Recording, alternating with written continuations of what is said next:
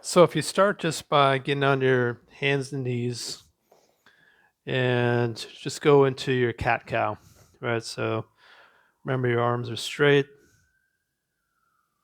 right? Just relax your feet, pump your feet back and forth a few times,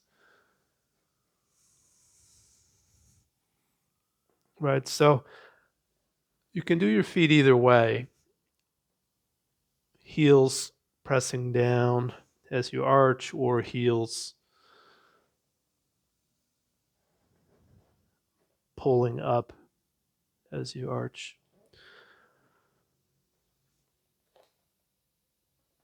Right? Just start with that and then shift it so that you feel that you're going to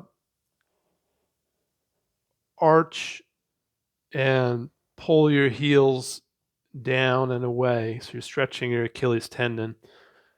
You're looking up, and then as you round your back, you're going to be pointing your feet down, pulling the heels towards the knee, right? So the front of your ankle is thrusting into the ground. And then you're rounding and arching, shoulder blades moving apart, right? And feel as you're doing this, there's also a feeling that there could be some movement in the hips, right? So what I'm going to do is I'm going to start to open up my sits bones, close my sits bones by just a little bit pulling my heels apart, bringing them together.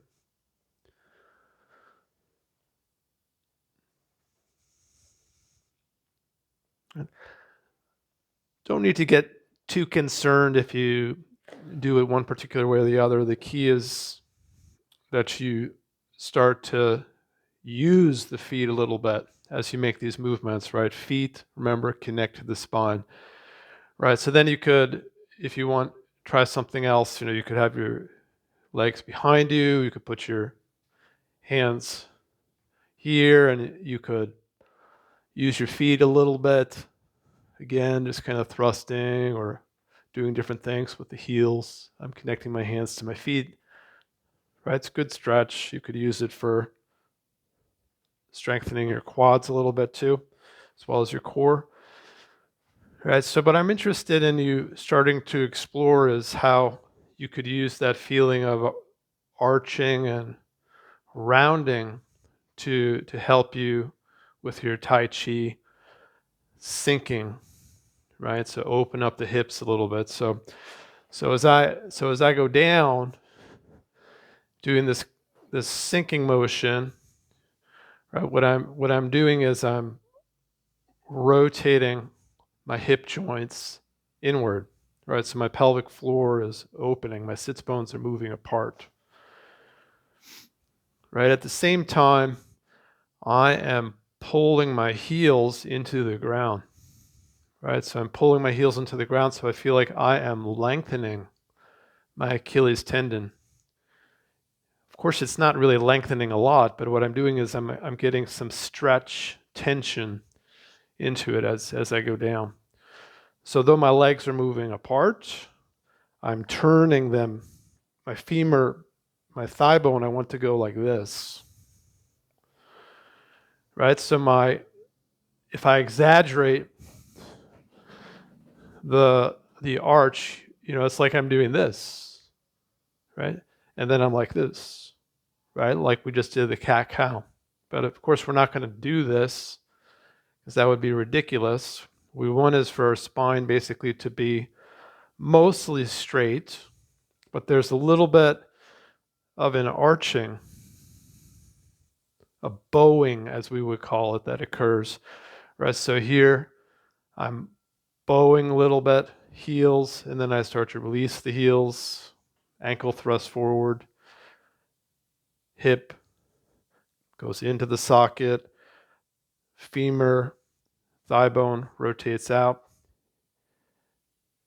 and I come up, right? So that would be rounding, right? My shoulder blades move apart. So here, shoulder blades move together, They move apart. Here I'm arching a little bit, opening the front, opening the back, opening the front, opening the back. Right, opening the front, opening the back.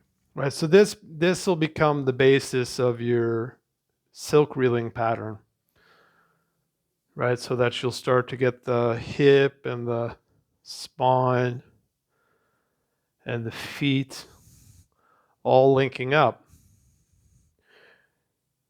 Right, of course you've got your center of gravity, your dantian. Right, but you have to have a rudimentary understanding of your skeleton, right? Your joint mechanics, right? The kinesiology of all this. If you ever really want to get to the point that you can feel that your body is going to move in a way that's integrated, you have to practice with some of these basic things. So I think if you work with this as a fundamental pattern, right, for up down, and you work to tie it in with another sort of pattern like cat cow, you can learn a lot about how the different parts of your body connect, right? And that can give you a much better movement pattern.